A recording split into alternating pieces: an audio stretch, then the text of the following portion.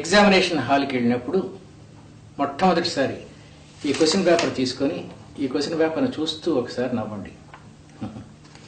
ఏమిటి ఈ పేపర్ ఇంత సుఖంగా ఉంది, ఇంత సులభంగా ఉంది అని ముందు అనుకోండి. తర్వాత ఎంత కష్టంగా ఉన్న తర్వాత ముందు ఒక పాజిటివ్ దృక్పథాన్ని మనసులోకి ఎంటర్ చేస్తే అలా నవ్వినప్పుడు రిలీజ్ అయ్యే సెరోటోనిన్ మనని కామ్గా ఉంచేలా చేస్తుంది. ఫస్ట్ పాయింట్ ఇది. క్వశ్చన్ పేపర్ చూడగానే నవ్వండి. రెండో పాయింట్, ఎగ్జామినేషన్ రాయటానికి పేపర్ ఇవ్వటానికి ముందు ఎడమ చెయ్యి పిడికిలు బిగించి లూజ్ చేస్తూ ఒక రకమైన ఎక్సర్సైజ్ చేయండి.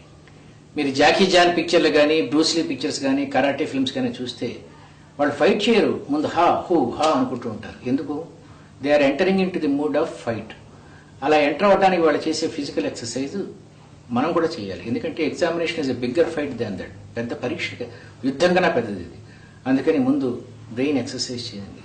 మీరు ఎవరైనా ఇంటర్వ్యూకి వెళ్ళేటప్పుడు కూడా, ఇంటర్వ్యూలో కూర్చున్నప్పుడు కింద ఆ టేబుల్ కింద చేయబెట్టి ఇలా ఇలా అనుకుంటూ ఉంటే ఆ నర్వ్స్ రిలీజ్ అయిపోతాయి. Third point, take deep breath. Examination answer రాయబోయే ముందు 1 నిమిషం పాటు గట్టిగా గాలి పీల్చి వదులుతూ ఉండండి.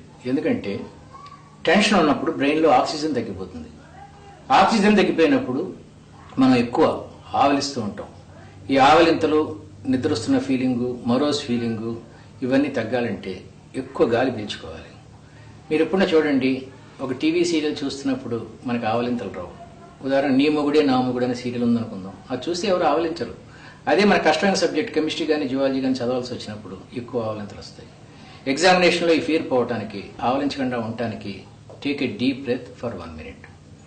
నెక్స్ట్ పాయింట్ ఏంటంటే, క్వశ్చన్ పేపర్ ఇవ్వగానే ఆన్సర్ రాయొద్దండి.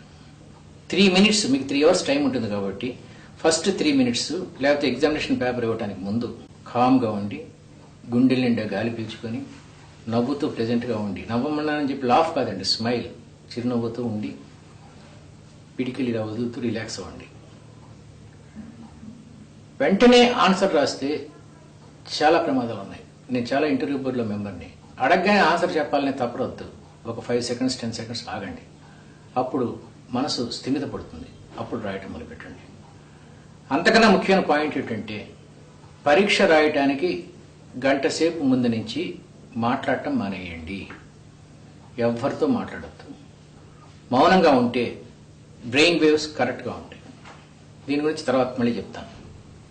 నెక్స్ట్ పాయింట్ ఏమిటంటే, పరీక్ష రోజుకి 1 month ముందు నుంచి నాన్ వెజిటేరియన్ ఫుడ్ అంటే చికెన్ అండ్ మటన్, ముఖ్యంగా చికెన్ అండ్ మటన్ మానేయండి. ఎందుకంటే ఈ మేకని, గొర్రెని చంపినప్పుడు కానీ, కోడిని చంపినప్పుడు కానీ అది ప్రాణాలు పోయే ముందు గిరిగిలా కొట్టుకుంటుంది.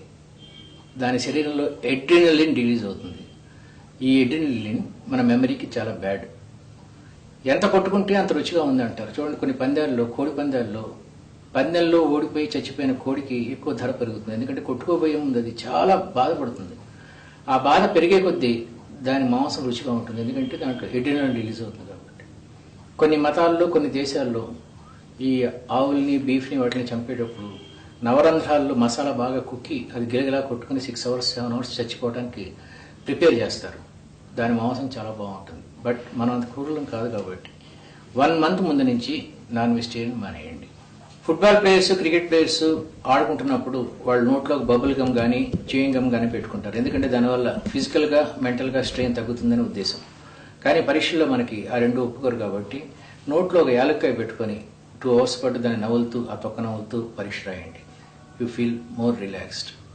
అండ్ ఫైనల్లీ పరీక్ష రాసి బయటకు వచ్చిన తర్వాత మీరు రాసిన ఆన్సర్ కరెక్టా కాదా అని మీ ఫ్రెండ్స్ ఏమైనా అడగండి. ఎందుకంటే మనం ఏం రాసినా రాసేసిందో రాసేసాం. టెన్షన్తో ఇంటికి వెళ్ళకుండా అడిగి మనం రాసిన తప్పు అని తెలుసుకుంటే నెక్స్ట్ ఎగ్జామినేషన్కి మనకు మూడ్ ఉండదు. టెన్షన్ కన్నా బాధ భయంకరమైంది. సో ఎటువంటి పరిస్థితుల్లో ఎవరిని అడగద్దు. పరీక్ష రాసి ఇంటికి వెళ్ళి శుభ్రంగా భోజనం చేసి నిద్రపోయి నెక్స్ట్ పరీక్షకి మీరు ప్రిపేర్ అవ్వండి. ఎగ్జామినేషన్ టెక్నిక్స్ అండి ఇవి. ఈ టెక్నిక్స్ మీరు ఫాలో అయితే I think you will get 5 marks at least more than what you are getting now. ప్రొద్దున్నే అద్దం ముందు 5 సెకన్లు నిలబడి ఉదయాన్నే చిరునవ్వుతో ప్రారంభించండి. పరీక్షకు వెళ్లే 1 గంట ముందు నుంచి మౌనంగా ఉండండి. పరీక్ష అయిపోయాక సహ విద్యార్థులతో జవాబులు చర్చించకుండా ఇంటికి వచ్చేయండి. పరీక్షలో సమాధానాలు వ్రాయటం ప్రారంభించే ముందు నిమిషం పాటు బలంగా గాలి పీలుస్తూ వదలండి. వారానికి ఒకరోజు స్నేహితుల మధ్య గంట పాటు మాట్లాడకుండా ఉండడం నేర్చుకోండి. వారానికి ఒకరోజు పూర్తిగా ఇంగ్లీషులోనే మాట్లాడండి. ఉత్సాహం లేని సబ్జెక్టుని 2 ఇంట్రెస్టింగ్ సబ్జెక్టుల మధ్యలో చదవండి. సబ్జెక్టుని క్లుప్తీకరించే కీ నోటింగ్ పద్ధతిని నేర్చుకోండి. అరగంట సేపు చదివాక వెట్ క్లాత్ టెక్నిక్ ని అమలు చేయండి. జ్ఞానేంద్రియాల్ని నియంత్రించే విధానాలు అమలు చేస్తే ఏకాగ్రత పెరుగుతుంది. చదివే గదిని పవిత్రమైన గుడిగా మార్చుకోండి. నిదురించే ముందు 10 నిమిషాల పాటు చదివి పడుకోండి. సూచించిన విధంగా ఆహార నియమాలు, నిద్ర నియమాలు పాటించండి. గమ్యానికి దగ్గరగా తీసుకెళ్లే అలవాట్లని అలవర్చుకోండి. ఏకాగ్రత, జ్ఞాపక శక్తి అందరికీ దాదాపు ఒకే విధంగా ఉంటాయి. అవి పెంచుకోవాలంటే వాటిని తగ్గించే అలవాట్ల నుండి దూరంగా ఉండాలి. అదే విజయ రహస్యం.